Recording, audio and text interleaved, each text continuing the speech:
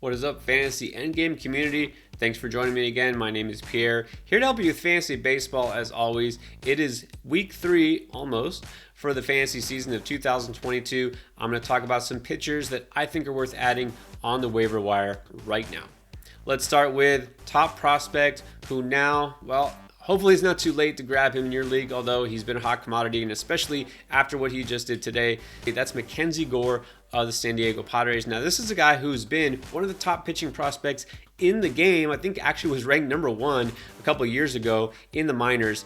Kind of had a little bit of a slowdown in his development, but we knew his time was coming. It is now with Blake Snell on the injured list. So sure enough, he has been impressive in his 2 starts so far in 2 outings. As a rookie, Mackenzie Gore only allowed 2 earned runs and a total of 10 hits, along with 10 strikeouts in his first 10 1/3 innings.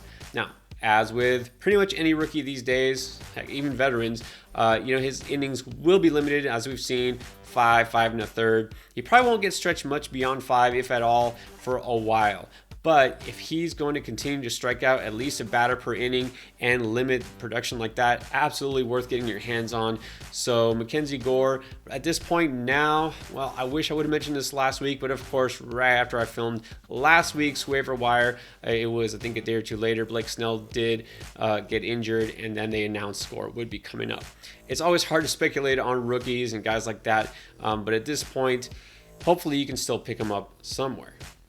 Another pitcher who's just coming off a pretty impressive performance. This name has been around a little while. That's Tony Gonsolin of the LA Dodgers. Now, Gonsolin is somebody who is bounced between the rotation and the bullpen, being stretched kind of as a long reliever. Had a pretty impressive time with the Dodgers a couple years ago, and then not so much last year. Really an afterthought in fantasy. You didn't want him on your roster. It's not that he lost his stuff. He just maybe had some control issues, but now he's back and he's looking amazing so far this year. He's generating a lot of whiffs with his slider, and in his first 2 outings, he's got a 0.69 ERA. My sources tell me that's fairly good.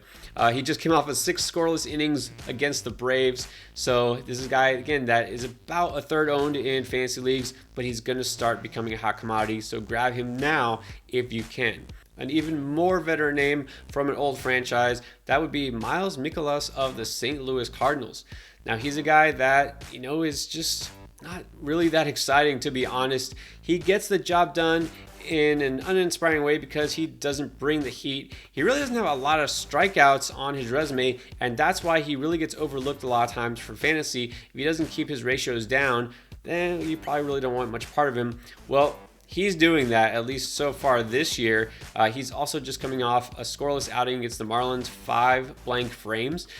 He's actually getting the job done in terms of strikeouts, had 5 strikeouts in 5 innings and no walks, and that is what he does. That's the thing. This guy always a very low walk rate. He will help you in whip for sure. So if he has some good batted ball luck, he'll help you in ERA too. We know St. Louis is a pretty good team that can get him some wins if you're in a league that has wins, quality starts. And as a veteran, a guy, again, who probably not going to be on as tight of an innings restriction as most pitchers, could get you 6, maybe even 7 innings because he's so efficient with his pitches. So a decent chance to get you quality starts or wins depending what your league uses. So in this case, Mikolas is a guy, again, nobody's going to jump on him because we know he's not a high-end prospect. He's not a flamethrower. There's nothing exciting about him. But you know what? You don't always need excitement in fantasy. You just need good, solid statistics to win, and he could provide that.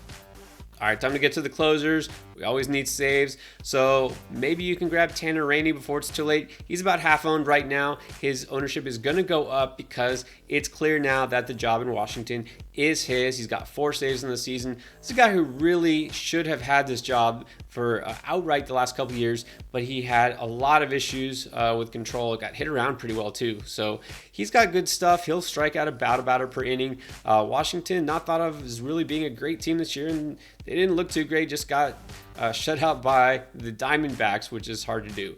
But still, Washington, it doesn't matter if you're a great team, a playoff team, as long as you can win enough close games. You know what? When you're not a great team, most of your wins will be close. So I really think there's a path for him to be a 30 save guy. Now, not guaranteeing it. Kyle Finnegan is kind of waiting in the wings. He's the backup. If Rainey does falter, right now, Rainey is the guy. So if you need saves and he's out there, you need to go grab him first.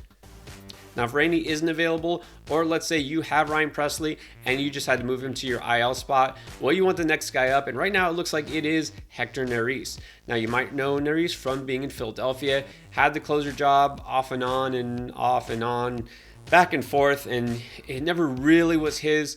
Well, it looks like it's his now, at least as long as Presley is out. It doesn't look like it's going to be a long-term injury. So for now, don't go crazy and spend half your fab on Neris.